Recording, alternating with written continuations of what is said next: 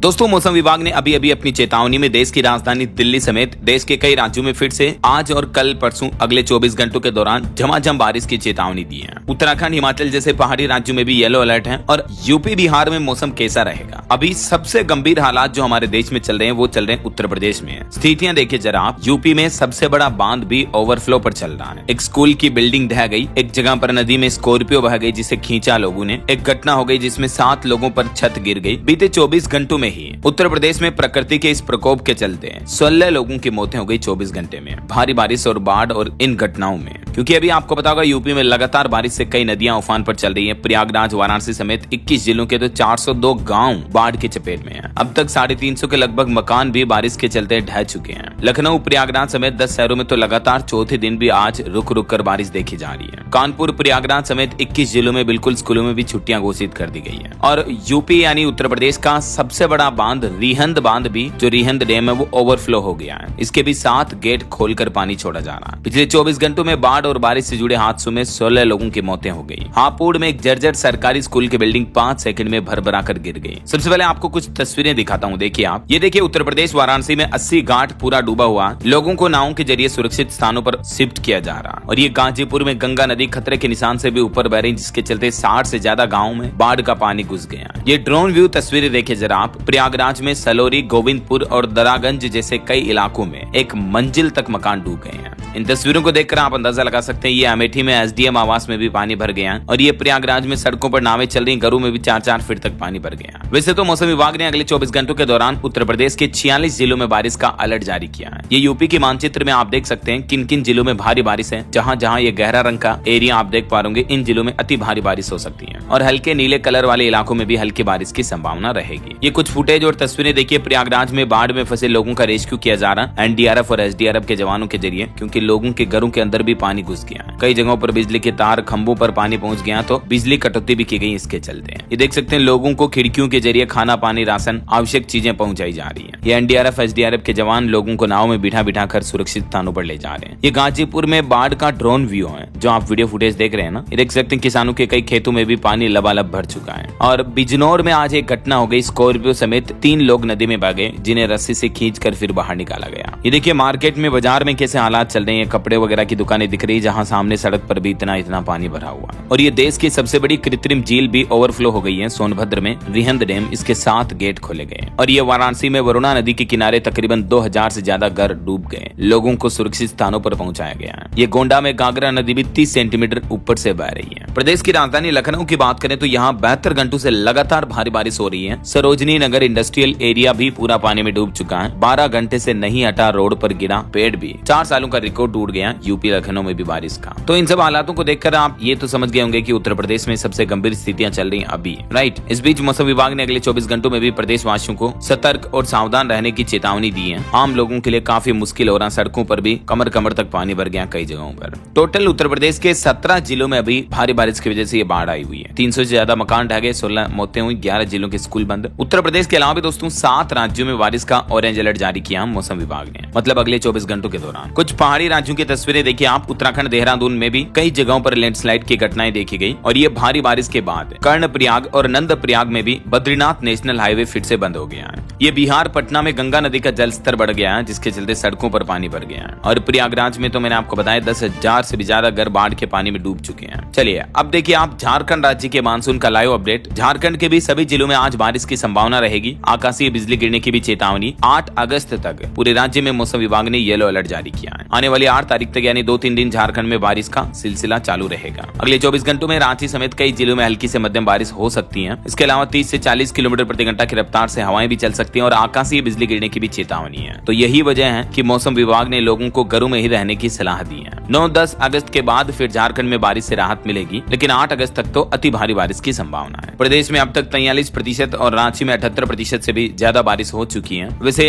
अभी एक दिन पहले आपको पता होगा झारखंड के पूर्व मुख्यमंत्री शिबू सोरेन जी का जो निधन हो गया था, तो उनकी पार्थिव देह रांची पहुंच चुकी है। रामगढ़ में आज उनका अंतिम संस्कार किया जाएगा। छोटे बेटे बसंत सोरेन उन्हें मुखाग्नि देंगे। ये उनकी अंतिम यात्रा की तस्वीरें आप देख सकते हैं। अपने पिता की अंतिम यात्रा में झारखंड के मुख्यमंत्री हेमंत सोरेन भी पहुंचे। पीएम मोदी ने भी अभी एक दिन पहले उनसे मिलकर उनको ढांढस बंधाया, सांत्वना दी। और पप्पू यादव ने कहा कि झारखंड के पूर्व सीएम को भारत रत्न मिलना चाहिए। ईश्वर उनकी आत्मा को शांति दे, हमारी यही प्रार्थना है। चलिए, झारखंड के बाद अब छत्तीसगढ़ के मानसून का लाइव अपडेट देखें दोस्तों। उत्तर छत्तीसगढ़ में 5 दिन तक आंधी तूफान का अलर्ट है। रायपुर, सूरजपुर समेत 17 जिलों में अंदर चलेगी, बिजली भी गिरेगी। कल से प्रदेश भर में बरसात की संभावनाएं और ज्यादा बढ़ जाएगी। यानी मौसम विभाग ने उत्तर छत्तीसगढ़ के कई जिलों में तो अगले 5 दिन तक लगातार आंधी तूफान का अलर्ट जारी किया है। कल यानी 6 अगस्त से भी प्रदेश भर में गरज चमक के साथ बारिश हो सकती है। और आज भी सुकमा, बस्तर, बीजापुर, सूरजपुर, बलरामपुर, सरगुजा, रायपुर समेत छत्तीसगढ़ के 17 जिलों में आंधी, बारिश और बिजली गिरने का भी अलर्ट है। चलिए अब देखिए, पंजाब के भी 4 जिलों में भारी बारिश का येलो अलर्ट जारी हुआ। तेज हवाएं चलेगी। डेमू यानी कई बांधों का जलस्तर बढ़ा हुआ है। अगले 2 दिन तक के लिए चेतावनी जारी हुई है। हिमाचल प्रदेश में भी पानी से बांधों का जलस्तर तेजी से बढ़ रहा है और इसका असर पंजाब राज्य में भी देखने को मिल रहा है। इस बीच मौसम विभाग ने पंजाब राज्य में पूरे राज्य में बारिश को लेकर जो चेतावनी दी, उसके मुताबिक आज 5 और कल 6 अगस्त तक पंजाब के कुछ अलग अलग इलाकों में मध्यम से अति भारी बारिश देखने को मिल सकती है। कल तो पंजाब के अलग अलग जिलों पर अति भारी बारिश की चेतावनी रहेगी। चलिए दोस्तों, इधर देखिए हरियाणा राज्य के मानसून का लाइव अपडेट। पेयजल सप्लाई की डिग्गी से लाश मिली। नारनौल में एक तालाब में गिर गया व्यक्ति, जिससे मौत हो गई। हरियाणा के भी 15 जिलों में बारिश का अलर्ट है। वैसे तो आज हरियाणा के पूरे राज्य में तेज बारिश की संभावना रहेगी। मौसम विज्ञान केंद्र चंडीगढ़ IMD के मुताबिक यमुनानगर, करनाल, पानीपत, सोनीपत, झज्जर, गुरुग्राम, फरीदाबाद, मेवात, पलवल में भी बारिश का ऑरेंज अलर्ट रहेगा। जबकि पंचकुला, अंबाला, जिंद, रोहतक, चरखी दादरी और रेवाड़ी में भी हल्की फुल्की बारिश हो सकती है। आगे 3 दिन हरियाणा में मौसम कैसा रहेगा, तो ये देख सकते हैं आप। मौसम विभाग की चेतावनी के मुताबिक 6 अगस्त, 7 अगस्त और 8 अगस्त 3 दिन हरियाणा के कई अलग अलग जिलों में बारिश की गतिविधियां कुछ जगहों पर कम तो कुछ जगहों पर ज्यादा देखने को मिलेगी, है ना। चलिए, हरियाणा के बाद अब पहाड़ी राज्य हिमाचल प्रदेश के मानसून की स्थितियां देखिए। मंडी में आज फिर से बादल फटा, जिससे कई मकान क्षतिग्रस्त हो गए। 1 तो 3 कमरों का मकान टूट गया। चंडीगढ़ मनाली 4 लेन फिर से बंद हुआ। कोल डैम से भी पानी छोड़ा जा रहा। सतलुज नदी का जलस्तर 5 मीटर तक बढ़ा और इसके चलते मैंने आपको बताया ना, पंजाब राज्य में भी अलर्ट जारी हुआ है। हिमाचल प्रदेश के कई भागों में बीती रात से ही भारी बारिश देखने को मिल रही है। मंडी के चिच्चोट इलाके में कटवानी नाले में आज सुबह सुबह ही बादल फटने की घटना देखी गई। 3 कमरों का मकान क्षतिग्रस्त हो गया। परिवार के लोगों ने भागकर जान बचाई, मगर उनका सारा सामान फ्लड में, बाढ़ में बह गया। ये देख सकते हैं, मंडी के ब्लह में भी जलमग्न हो रही गाड़ियां पूरी की पूरी डूब गई है। और ये चंडीगढ़ मनाली 4 लेन कैंची मोड़ में फिर से लैंडस्लाइड हुआ, जिसके चलते ये हाईवे वापस बंद हो गया। ये देख सकते हैं तस्वीरें कुछ आप। मंडी के सुकेती में गुटखर में उफान पर सुकेती खड्ड, और ये भारी बारिश के चलते कई गाड़ियां जलमग्न हुई पड़ी है। और ये मंडी में कोटली कुन सड़क पर भी लैंडस्लाइड हुआ, जिसके चलते ये सड़क भी बंद हो गई। बड़े बड़े पत्थर सड़कों पर आड़े आ गए।